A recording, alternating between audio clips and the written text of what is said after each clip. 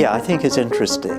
When the pandemic struck, which it did, after all, out of the blue in March 2020, there was a kind of a trough in the number of claims that were brought, not just to court. Remember, we're talking about arbitration as well, particularly for big commercial disputes.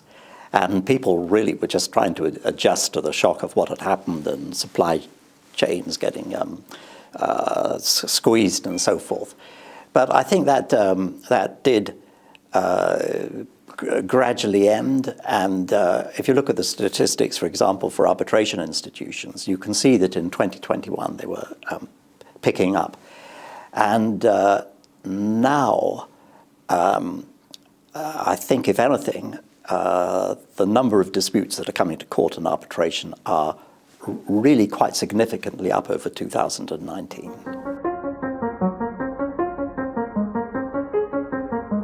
Well, I think it depends on what kind of area you're in. You're talking about evictions. I mean, that has been a massive issue, both commercial and private people as well.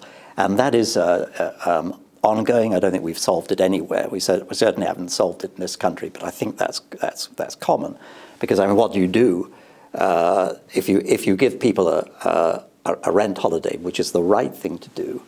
Sooner or later, do you end the holiday? Do you end it in tranches? Do you forgive some of it, and so on and so forth? In big commercial cases, I would say that it's probable that it's not going to shoot up that much more.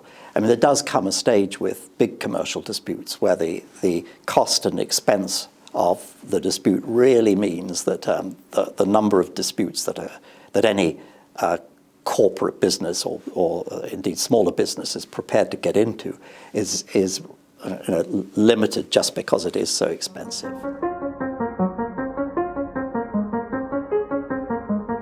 Well, I think it's a really serious point because small and medium-sized enterprises find it very difficult to afford litigation or arbitration. And there is a danger that this part of the business community really finds itself in quite a difficult situation when it comes to disputes.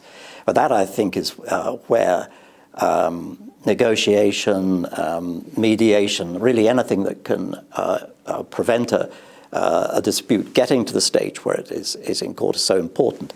But just also to answer another point of your question, which is relevant, I think, to the pandemic, which, after all, as we speak in January 2022, is still there.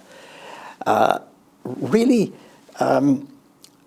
people don't know what the law is in relation to force majeure and frustration and that kind of issue, as applied in this kind of global pandemic with these kind of global supply chains that we did not have in the past.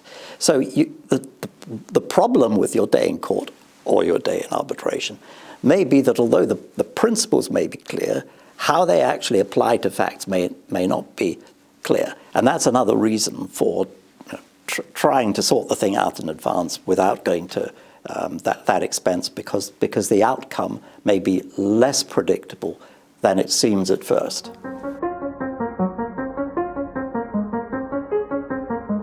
Well, I think what Sir Geoffrey Voss has said is that he thinks that the time has come to accept the principle of mandated mediation, and I think that's right. He's made it clear, by the way, that will often be more appropriate for smaller claims. I mean, sometimes for the very big claims, you can be relatively confident that the parties will have looked at that without the court necessarily needing to mandate it. But I think it will, in the end, percolate right through.